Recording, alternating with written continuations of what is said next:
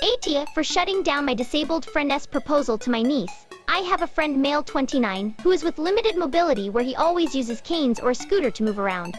I have known since primary school. One day my eldest sister called me telling me that this friend has reached out to her husband to ask for their daughter's hand. She is 18, and since she knows I know the guy, she thought about consulting me. I replied with direct objection. The very first thing that made me objecting the proposal was my knowledge of this friend's temper. He is the kind who is always angry and aggressive. I have seen him many times getting in fights with others for petty things, and at some occasions the fights went from verbal to physical. Yes, he has limited mobility, but I have seen him jumping over and throwing punches. My second argument for the objection is a combination of the age gap, my friend's employment situation, and his health situation.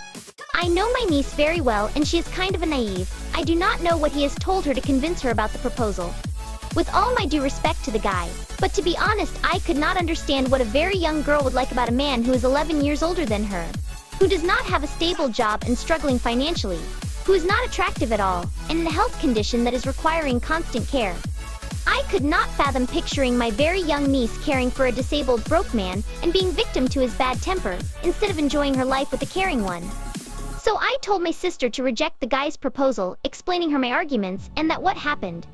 They rejected the proposal, and my niece did not argue about it, as she was convinced with the arguments. What do you think? Am I right to object such proposal, or AITAH?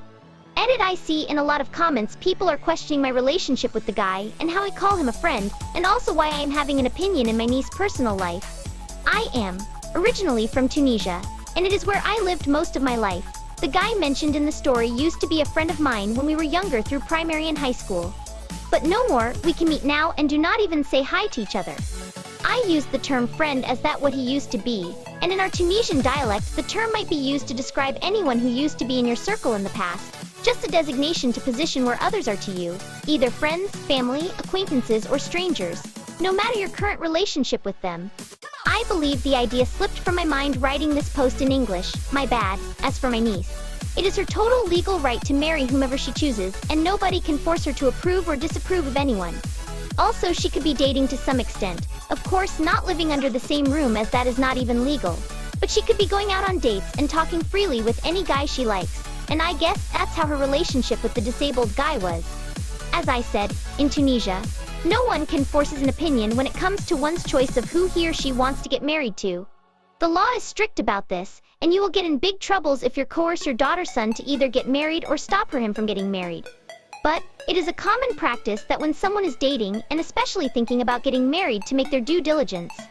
The man or the woman themselves would ask about their chosen one's social, financial, ethical, legal, religious, etc. status, and for their own parents to do the same and give advice based on it. My sister and her husband consulted me about the disabled guy.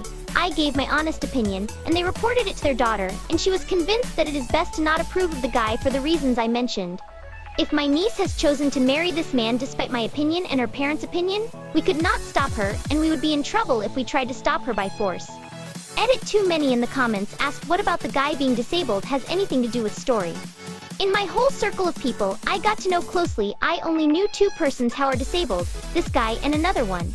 Per my instinctual reasoning, a person with a disability is a person with special needs and should be treated accordingly, so I have empathy towards them, so indirectly I put them in a spot where they are pictured as peaceful, good people only. I think this shadowed the reality that disabled people could be evil, assholes, cheating, liars, violent, etc., which many have pointed out in the comments, and something I witnessed myself with the guy I mentioned in the story.